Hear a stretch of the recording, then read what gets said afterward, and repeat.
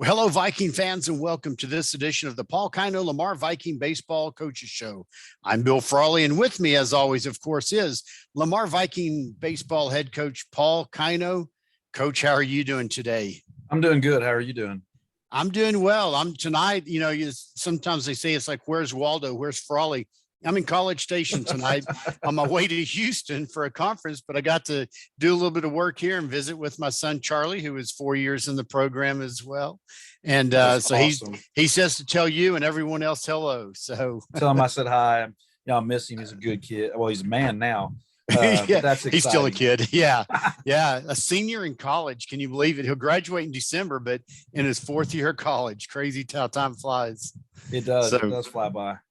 Well, now that we've had the family reunion, and before we talk about some other things, okay, this past week, swept by South Grand Prairie, but there were definitely some bright spots in the games.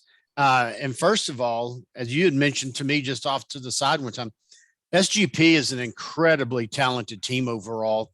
What are some takeaways from these past two games? Oh, I mean, we saw really good pitching. I mean, on Tuesday, they're number one. He throws exceptionally well. He has, he's probably 88, 89, 90-ish.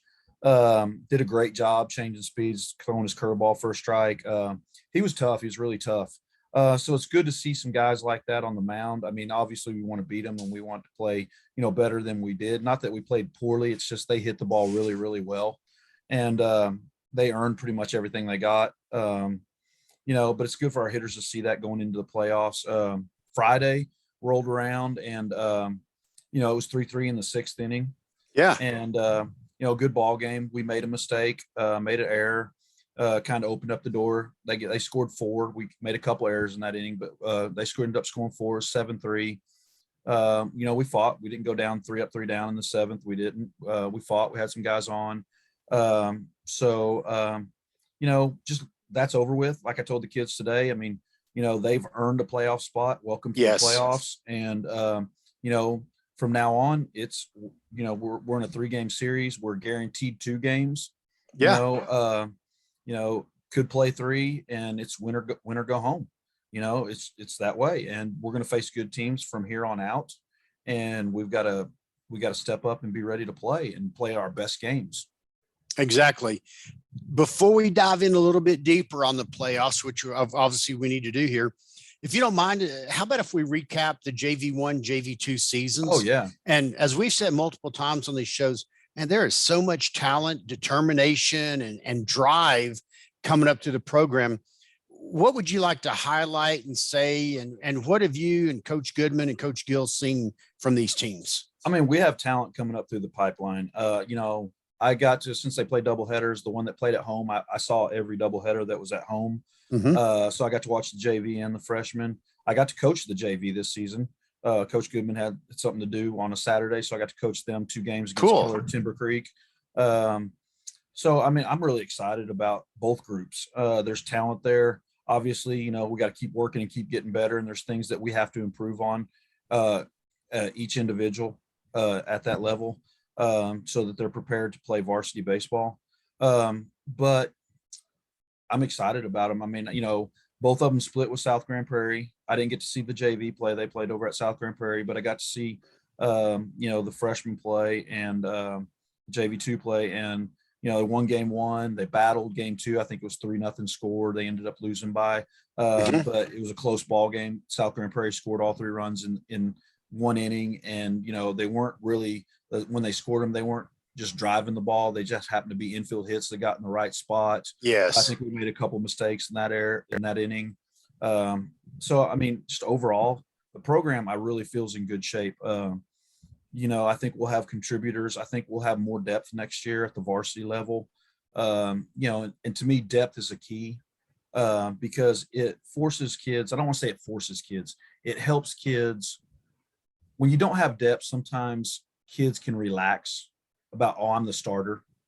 Oh, gotcha. And there's nobody to push me. When they know that they have a kid behind them that is, almost just as good as they are, maybe they're not because they're a year younger and they're just sitting right behind them. and they know, hey, I can't relax. Every day I got to come to practice and I've got to work There's hard. someone behind me pushing There's to get somebody that spot. behind me that can take Yeah. my job. Yeah. And it forces them to work hard every single day. And I'm excited about that. I mean, just 10 years ago, 8 years ago, a lot of my backups were on the varsity. Mm-hmm. I mean, you had seniors playing and the juniors were right there on the varsity. And, we had great practices because that senior knew, hey, if I don't come to practice and work hard, that junior, Coach Connell's going to put him in the ball game. Sure. And they're just going to go on. And, our numbers have dwindled a little bit. And so the quality of ball players we have is really good still, but the numbers have dwindled a little bit. So, we want to get it back to where we have those kids pushing each other, to strive to get better. And I just think, when you have those numbers, it helps create excellence. Well, and I hope this is all right for me to say in my observation. Yeah, I've been part of this program announcing and stuff for about 14, 15 years. And the freshman class, which makes up the majority of the JV2 team, there's something special about that group that stands out from some of the other classes I've seen coming through in terms of talent, camaraderie. They've gelled already. I think they played together a lot. And I hope that's all right for me to make that observation. No, I mean, you're observing as a person who's seen a lot of baseball come through Lamar High School. So you have every right to say that. Okay. And I mean, I agree. There is something very special about that freshman group, that JV2 group. They play really well together. They enjoy each other. They compete. There's a little bit of, I don't want to say cockiness about them, but they know they're good. But at the same time, they also know how to compete. And whether they're up, they're down, they're always competing, and they don't ever feel like they're out of a ball game. And True. and that's awesome. I mean, I love being around all the kids, but that freshman group is a lot of fun to be around. And the words that were coming to my mind, whichever way you put it, it's like a confident humility or a humility confidence. But yeah, they're not arrogant, but they know that they're good, but they know they got to keep working and being. Coach, I got to tell you, one of my favorite memories off the field in my years with the program. Couple of the guys came up to me from the JV2 team earlier in the season and said, "Hey, Mr. Frawley, there's donuts in the locker room if you want one." I thought, wow, that's really cool. No one's ever done that before. So that's not why they're special to me, but that was just one of those extra little fun memories that I had this season with some of those talented groups. Yeah. I mean, I think we have talented ball players at the JV level. Oh, yeah. I think that kind of what separates us. We've got some kids that are learning how to pitch. I mean, like Carson, it was his first year to pitch this year. I thought he did a fantastic job, and he's only going to get better. I mean, the young man he worked really hard in our throwing program. His arm got so much stronger, and he's 6'3", 6'4". And as he gains confidence, there's no telling how hard that young man's going to throw. And he's just gaining confidence about who he is and what he is on the mound. And, he has a chance to be really good. There's several of them down on the JV level that they have a chance to be really good. And I don't think they understand how good that they could be. And, if they gain that confidence, and we'll have some really good arms on the mound. It makes me think, I should have started this a while back. I should have started getting autographs on baseballs from some of these young men, because you never know when one of them's going to make it through. And I want to have their pre-rookie signature on a ball. That's selfish of me, but anyway, yeah, it sure is fun to watch all that stuff. Well, all right, well, let's go ahead and shift gears and talk playoffs. So the Vikings are headed to a rematch of last year's first round against J.J. Pierce in Richardson, or from Richardson. So first, if you will, how do you and their coach determine the format of the game or games, one here, two there, whatever it is? Well, I mean, a lot of it's just talking. We talk about, hey, what do you want? Do you want a series or do you want one game? And it was easy because he wanted a series. I wanted a series. Cool. So then you just go on from there. Do you want a split crew? What chapter do you use? We're using a split crew. And then, what type of baseball do you use? We use Diamond D1s. Well, we do too. So, I mean, it was really, really easy. There have been times that it's not been as easy. Okay. Working with coaches, some of them, want specifics, and And, we didn't have to flip at first. One time when we first started talking, we were going to meet because I had another venue in line to use, and it's all turf. And, Mhm. you know, we'd played them last year, and, their field was not very big, Right. and they Short hit really outfield. well. Yeah. They hit really well, and I didn't want to play them there, but they put full turf in their field, and they raised their fences up.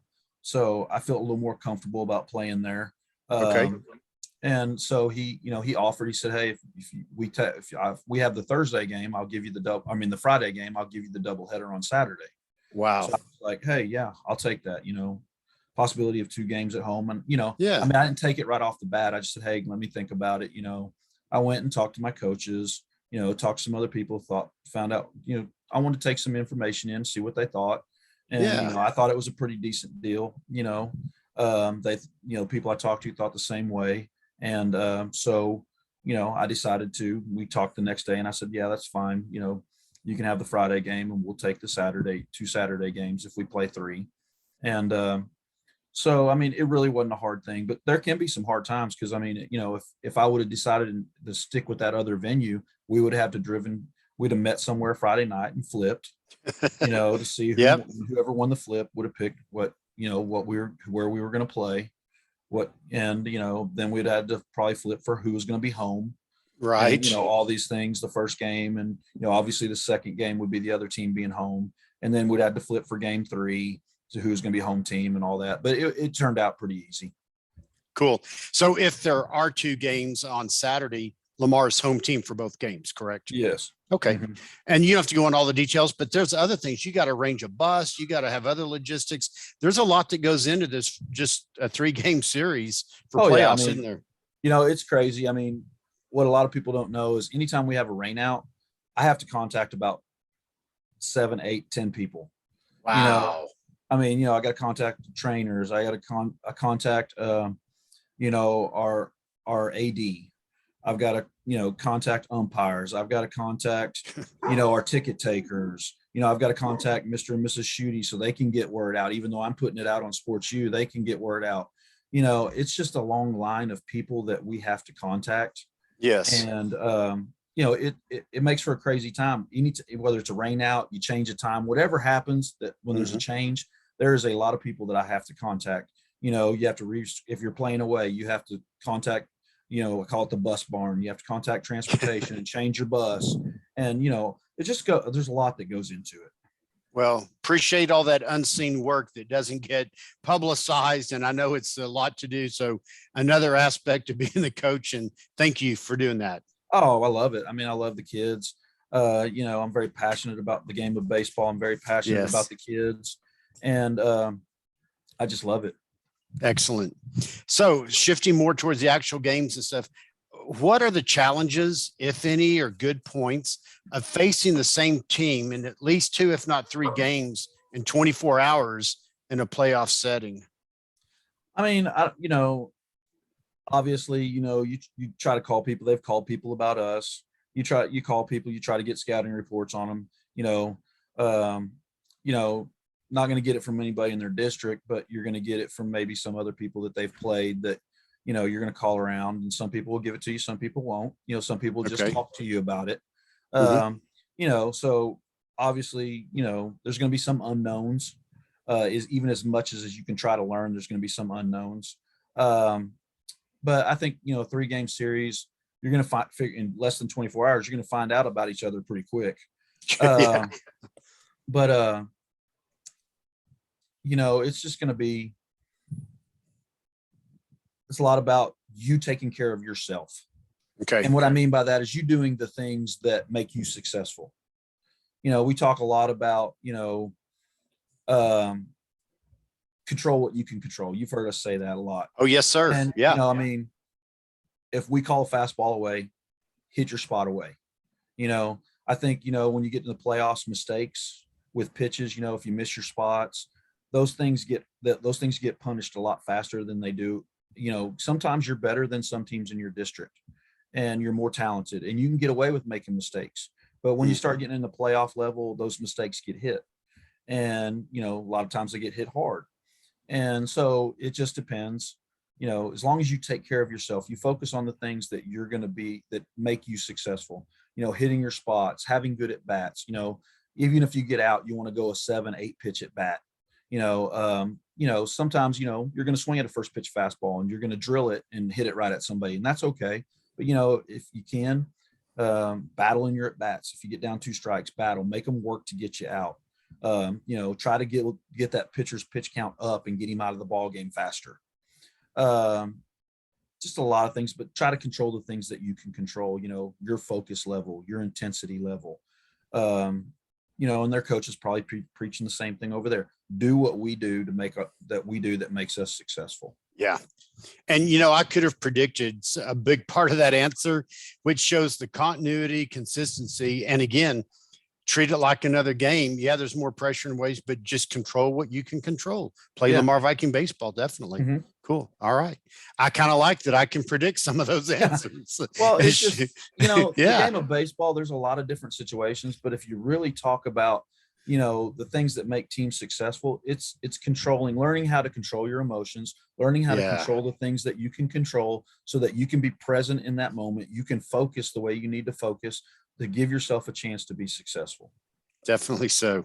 Yep. You can break it. There's the thing in a baseball kind of montage I play between games. Sometimes it's you throw the ball, you hit the ball, you catch the ball. It's that simple, Yeah. But it's more complicated than that, even though it's that simple. You're right. It is more complicated. There's a lot of different situations you can be put into in a ball game. This seems like the better teams don't get put in those situations as often. Okay. All right. If you got a runner at third and you got 2 outs, you make the pitches that he's got to put in play. You don't walk the kid and all of a sudden now you're in a first and third situation because you put yourself in that situation. Which turns into second and third pretty quickly usually. Yeah. They have some offensive chances or offensive strategy that they might impose on trying with a first and third situation where if you make those pitches and you make that, we preach to our pitchers about throw strikes because if you hit 300, you're considered a Hall of Famer, Exactly. But you're still getting out 7 out of 10 times. So the odds are in the pitcher's favor, so throw strikes, make the pitches, hit your spots, but make them swing the bat, make them put the ball in play, make them beat us instead of us beat ourselves. There you go. I like how you just summarized that. There you go. Well, with that, then we'll kind of do a George Costanza. Okay, leave on a highlight, at least that conversation. So just to kind of recap then, the Vikings head over to J.J. Pierce High School in Richardson for a 7:30 p.m. first pitch on Friday. And then the Vikings host at 1:00 p.m. on Saturday with game 3, if necessary, to follow after a break of game 2, correct? Yes. All right. Richie Sherrod and I are going to make the trip over. We're going to do a webcast of the game. Yeah. So we're going to get a table set up like we did last year. They don't have any large press box at all, but last year I did something from a table. So I think we'll be able to do that again, audio at least. So that'll be cool. I'm going to talk to the kids. We're lucky that we played them last year. So we kind of know what that environment is like.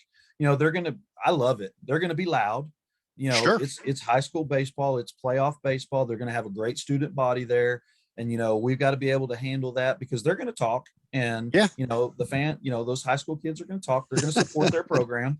And, we need to be able to handle that and understand that, it's part of the game and not to react to it and go over there and stay focused and do the things that we need to do to make ourselves successful. And I think it's going to be a great environment to play. I know that our field's a great environment to play. Oh, yes, it is. We have great fans and our student body's awesome. So I'm excited about that. So, I just couldn't be more excited for these kids. Yeah. Making the playoffs, having the road trip, then the games at home. And like you say, the students body that they're there to support their team. They're going to talk some, and if they don't get out of hand or foul or whatever, man, let them have a good time. Let them support their team if they're supporting. Exactly. Yeah, that's cool. All right. Well, Coach, is there anything else you'd like to add before we close out this week? No, I'm just, like I said, I'm excited. Hopefully next week we'll be talking again, not wrapping up the last show. Exactly. I really feel positive. I really feel good about our team. I love these kids. I love the talent that we have on the team. It's going to be a great test. They're a good baseball team. And, I feel, and I hope their coach is saying the same thing, to his team. I really feel like we have a good opportunity here. I do We're going to have too. to play exceptionally well. Because like I said, they're a really good baseball team, but we're going to have to play exceptionally well, play our best baseball. And hopefully, I really feel good that if we do that, we got a good chance to be moving on. Sounds great, Coach. Well, until next week, I'm Bill Frawley with head Viking baseball coach Paul Kino saying VFND. Bye, everybody.